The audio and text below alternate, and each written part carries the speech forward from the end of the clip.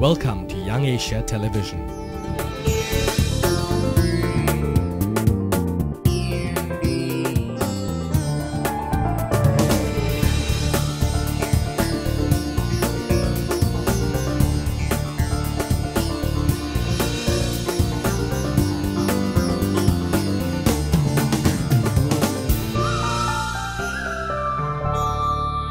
Hi and welcome to the program.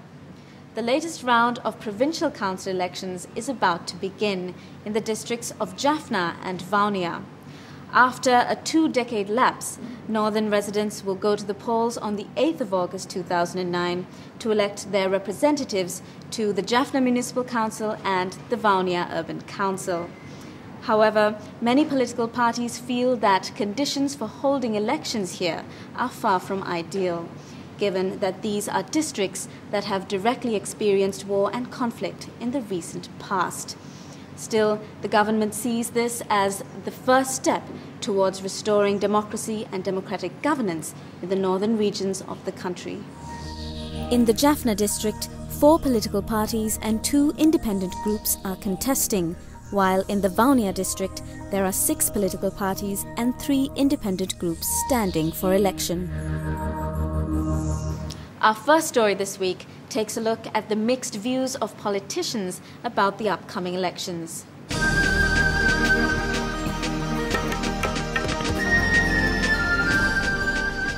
அதாவது கடந்த காலங்களை விட குறிப்பாக புலிகளுடைய பிரசன்னம் இருக்கிற நேரங்களை விட பல மடங்கு இயல்பு வாழ்க்கை இருக்கட்டா நான் சொல்லலாம். அதாவது முன்னோக்கி போய் கொண்டிருக்கு. அதாவது ஒரு இரண்டு வெடிகிற மாதிரியான நிலைமையா மக்கள் අනුභවිച്ചു கொண்டிருக்கிறோம். විශේෂයෙන්ම ඔබ දන්නවා එම පළාත්වල පසුගිය කාලේ කිසිදු දේශපාලන පක්ෂයකට තමගේ ක්‍රියාකාරකම් වල නිරත වෙන්න පුළුවන්කමක් ලැබුණේ නැහැ. ඒ නිසා එළඹෙන මැතිවරණයකට තරඟ කිරීමට පෙර పూర్ව දේශපාලන ක්‍රියාකාරකම් වල නිරත වෙන්නේ ඒ දේශපාලන පක්ෂ වලට හැකියාව තියෙන්න ඕනකම තිබෙනවා. නමුත් පසුගිය කාලේ තිබුණු තත්ත්වයක් එක්ක పూర్ව දේශපාලන වැඩකටු කිසි දෙයක් එම පළාත්වල අපට කරන්න සිදුවෙන්න කිරීමට හැකියාවක් ලැබුණේ නැහැ. ඒ අනුව මැතිවරණයේ තරඟ කිරීම නිෂ්ඵල කාර්යයක්. ඒ වගේම තමයි එහි ප්‍රජාතන්ත්‍රවාදී ස්ථාපිත විය යුතුයි. නමුත් ප්‍රජාතන්ත්‍රවාදී ස්ථාපිත වී යුතු වන්නේ ඒ පක්ෂ වලට සාධාරණ ලෙස එහි දේශපාලන වැඩ කටයුතු කරන්න ඉඩ ප්‍රස්තාව විවෘත කිරීමෙන් පසුව තමයි මැතිවරණ පැවැත්වීම වඩාත් යෝග්‍ය වන්නේ. නමුත් ආණ්ඩුව කර තිබෙන දේ තමයි කිසිදු දේශපාලන ව්‍යාපාරයකට పూర్ව මැතිවරණ ක්‍රියාදාම වලට නිරත වෙන්න ඉඩකඩ සකස් කරන්නේ නැතුව ඊට පෙර දේශපාලන ක්‍රියාකාරකම් කිසිවක් නැතුව මැතිවරණ පැවැත්වීම ඒ ප්‍රදේශම පළාත්වල ජනතාවගේ ප්‍රජාතන්ත්‍රවාදී මතවාදයන් නිදහස් මතවාදයන් ප්‍රකාශයට පත්වීමක් ලෙස අපි දකින්නේ නැහැ. අපේ ත්‍රිවිධ හමුදාව ලබා දුන්නු ඓතිහාසික ජයග්‍රහණය දීර්ඝ කාලීනව රැකෙන්නේ නැහැ. අහපව වතාවක් අර සරණාගත කඳවුරු ටික අයින් කරලා මේ මිනිස්සු ඒ පළාත්වල පදිංචි කරලා ඉක්මනින් එයාගේ විශ්වාසය දිනාගත්තේ නැත්නම් නැවතත් ත්‍රස්තවාදය මතුවෙන්න පුළුවන්. ත්‍රස්තවාදය කියන එක සංවිධානයකම තියෙන්නේ නැහැ. සමහර විට තනින් තන වෛරයෙන්, ක්‍රෝධයෙන් එවැනි දේවල් මතුවෙන්න පුළුවන්. ඒ කඩාකප්පල්කාරී ක්‍රියාවලට යනවනේ. ඒතකොට අහපවතාවක් තනින් තන බෝම්බ පුපුරන්න එහෙම පටන් ගත්තොත් අපි අරගත්තයි කියන නිදහස, දිනාගත්තයි කියන යුද්ධය අපිට අවසන් කියලා කියන්න බැහැනේ. I took it very seriously when the government said we must win over the Tamils. I said, of course we are there to help you. If this is the way the government is going to win over the people, then of course I can't be a party to it. I can't be a party to it. We want the government to show its sincerity and win over the people.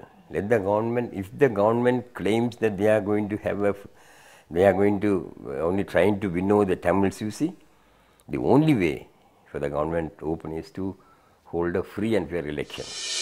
Since there is an absence of election monitors, it is up to the election commissioner and the law and order machinery, the police, to see that a fair and free and fair election is held.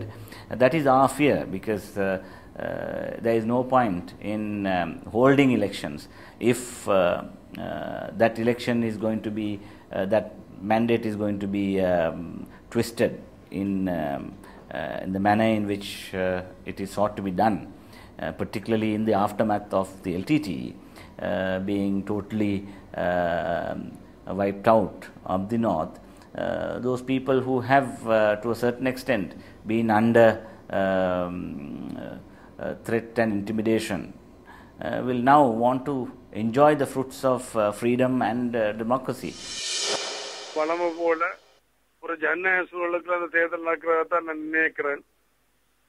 அந்த வகையில ஜனநாயக உரிமைகளுக்கு உட்பட்ட வகையில வன்முறைக்கு இடம் கொடுக்காத வகையில, அதாவது ஒரு கண்ணத்தில் அடித்தால் மறுகணத்தையும் கூறுகின்ற மாதிரி நான் என்னுடைய கட்சி அமைப்பாளர்களுக்கு சொல்லியிருக்கின்றேன். வன்முறைக்கு இடம் கொடுக்காத வகையில நாங்கள் ஜனநாயக வழியில இந்த தேர்தலை நாங்கள் நடத்த வேணும் என்றதை நான் என்னுடைய கட்சி உறுப்பினர்களுக்கு உறுதிபட வலியுறுத்தி கூறி வருகின்றேன். அவர்கள் நிச்சயம் அதை கடைப்பிடிப்பார்கள் என்று நினைக்கின்றேன். එනිසා වහාම කළ යුතුව නෙම පළාත්වල ප්‍රජාතන්ත්‍රවාදී ස්ථාපිත කිරීම. ප්‍රජාතන්ත්‍රවාදී ස්ථාපිත කරනවායි හැඟෙන්නේ ඡන්ද පැවැත්වීම නොවේ. එම ජනතාවට පළමු කොටම තමගේ වාසස්ථානවලට යන්න. අනිත් දේශපාලන පක්ෂවලට තමගේ මතය එම පළාත්වලට ගෙන යන්න සාධාරණ ඊට ප්‍රස්ථා හදලා දෙන්න. අනතුරුවයි මැතිවරණ පවත්වන්න ඕනකම තිබෙන්නේ. නමුත් ආණ්ඩුව වමනාව තිබෙන්නේ අන් කවරක්වත් නෙවෙයි තමන්ගේ බලය. ඒ බලය ලබා ගන්න අනිත් දේශපාලන පක්ෂවලට මහා විශාල පවුරක් බැඳලා ආණ්ඩුව හිතවාදී පිරිස් වලට පමණක් එහි ගැවසෙන්න එහි කටයුතු කරන්න ඉඩ ප්‍රස්ථා නිර්මාණය කරලා ඡන්ද පවත්වනවා. එහි අරමුණන් කවරක්වත් නෙවෙයි ආණ්ඩුවට මේම පළාත් පාලන ආයතන ජයග්‍රහණය කර පෙන්වීම සඳහා තිබෙන බල ලෝභිත් විතරයි මෙතන තිබෙන්නේ. දැන් මේ මැතිවරණ තුනම ආණ්ඩුව කියන්නේ ප්‍රජාතන්ත්‍රවාදය තහවුරු කරන්න ව්‍යවස්ථානුකූලව පැවැත්විය යුතු මැතිවරණ කියලා. හැබැයි මේ මැතිවරණ පවත්වන්නට ආණ්ඩුව දරන උත්සාහයෙන් අපිට පේන කාරණේ තමයි එක පැත්තකට ආණ්ඩුව ප්‍රජාතන්ත්‍රවාදයේ පෙන්නමින් මේ මැතිවරණ තුනත් උදුරා ගන්න දරන උත්සාහයක් ඉතා පැහැදිලිව අපිට දකින්නට ලැබෙනවා. එකක් තමයි දැන් යාපනය සහ වවුනියාව පළාත් පාලන මැතිවරණ දෙකම තාමත් නිදහස් හා සාධාරණ පරිසරයක් නැහැ. අපි මේ පිළිබඳව මැතිවරණ කොමසාරිස්වරයාට පැමිණිලි කෙරුවා. විශේෂයෙන් අපේ අපේක්ෂකයන් ප්‍රකාශ කරන කාරණේ තමයි යාපනය සහ වවුනියාව තාමත් අවිගත් කණ්ඩායම්. ඒ කියන්නේ රජයේ නිල ආයුධ දරන්නට අයිතිය තියෙන කණ්ඩායම් වලින් බැහැර කණ්ඩායම් ආණ්ඩුවේ සහයෝගය ඇතුව ඒ පළාත්වල විවිධ කටයුතු වල යෙදෙනවා. ඒ වගේම තර්ජනය කිරීම සිදු වෙනවා කියලා. It is a joke. I am taking it as a joke. And out of the 100,000 voters, not even half are there. Even out of the half, you say, I am sure the half of half also will be here, somewhere in Colombo. So the people are going to take it very seriously, and it is not going to give a serious impact, you see, on the peace process. But one thing, I am going to use it as a mandate, you see, that I am going to ask from the people, because initially I never wanted to contest the Jaffna Municipal Council. First of all, it is not a council that fell within my electorate.